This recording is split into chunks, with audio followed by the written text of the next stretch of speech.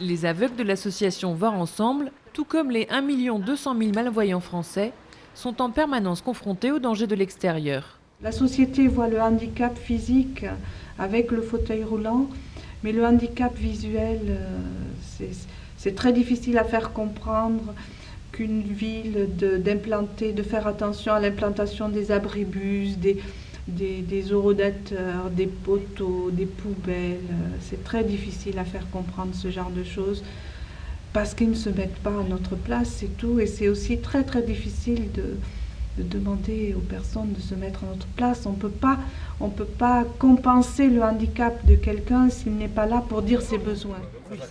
Avec un champ visuel réduit, une perception des contrastes modifiée, une vision des couleurs ou en pénombre difficile, tous doivent apprendre à sortir et à se déplacer en toute sécurité. Très très peu de personnes handicapées visuelles sont dans les associations. Une très très grande majorité reste chez elles parce qu'elles n'osent pas sortir.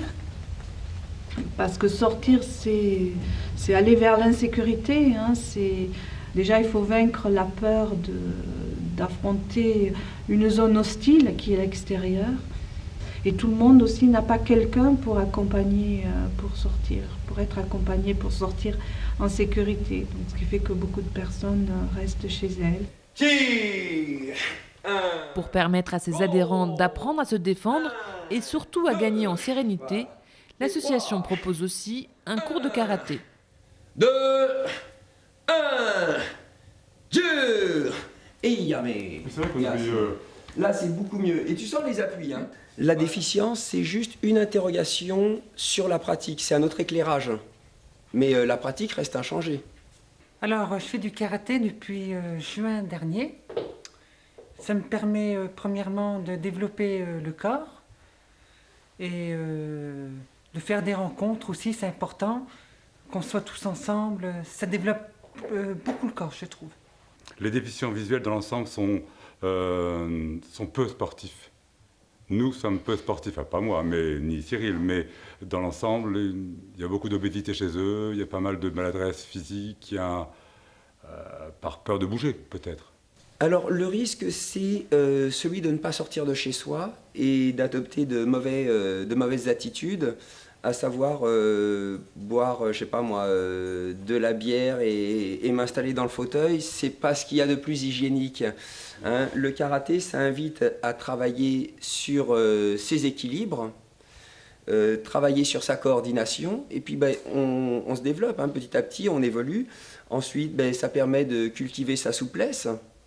Ou de travailler sur sa souplesse. Si au départ on croyait qu'on n'était pas souple, on devient un peu plus souple. Et puis également, c'est un travail individuel mais en groupe. Tout le monde est là ? Tout le monde est là. L'association travaille également sur l'amélioration des moyens mis à la disposition des aveugles pour se déplacer. Ils viennent de recevoir une carte en braille et la testent en demandant à Georges de la déchiffrer. Viens voir ce que j'ai. Je n'ai pas idée de ce que ça peut être. Merci. George. Du Havre. Cours du Havre. Ah c'est la rue du Havre vers la gare Saint-Lazare. Oui. Il l'a trouvé. Il est bien parce que là on va mieux se repérer. C'est précis. Ah oui, c'est précis. On va mieux se repérer. On va pouvoir se débrouiller. Alors qu'avant, il fallait tout le temps quelqu'un pour vous aider. Une gare comme Saint-Lazare est pleine de coins et de recoins et peut vite décourager l'aveugle le plus entreprenant. Mais l'association Voir Ensemble ne s'arrête pas là.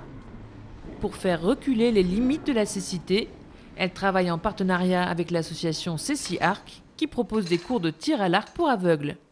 Nous sommes à l'Institut national des jeunes aveugles et c'est Philippe qui encadre les cours. T'es trop à droite maintenant.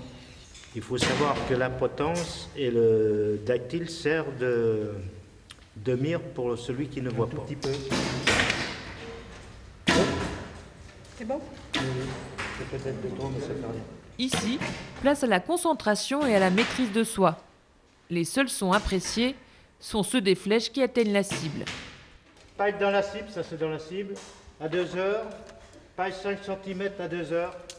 Marie-Claude, paille à 2 heures, à 10 cm. Paille dans la cible à 10 heures. C'est un sport compliqué, le tir à l'arc. Il faut maîtriser son mental, il faut maîtriser l'espace. C'est pour ça que j'aime bien. C'est un petit combat avec soi-même. Chaque fait, si vous avez raté une, il faut complètement l'oublier, vous remettre dans votre jeu, dans votre... Donc faut pas... c'est aussi une lutte un petit peu contre l'échec, une lutte contre...